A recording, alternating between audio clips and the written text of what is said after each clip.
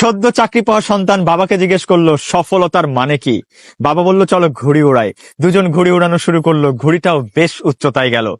ঘুড়ির সুতো শেষ হয়ে যাওয়ার পর বাবা বলল সুতো তো শেষ, এখন সুতোটা কেটে দিলে ঘুড়িটা আরো উপরে উঠবে। সন্তান বলল তাহলে কেটে দাও। বাবাও কেটে দিল, ঘুড়িও ঠিক উপরে উঠলো, বাট কিছু সময় পর ঘুড়িটা নিচে পড়া শুরু করলো আর মাটিতে পতিত হলো। বাবা সন্তানকে বলল আমাদের জীবনে যখন আমরা সফলতায় থাকি তখন আমাদের মনে হয় এই সুতোর মতোই কেউ একজন আটকে ধরে আছে, আর এরাই হচ্ছে পরিবার, এরাই সমাজ, সামাজিক অনুশাসন, রীতিনীতি।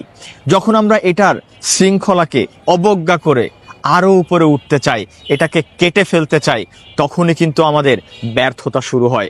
যদিও সাময়িকভাবে কিছু সময় মনে হতে পারে সফলতা।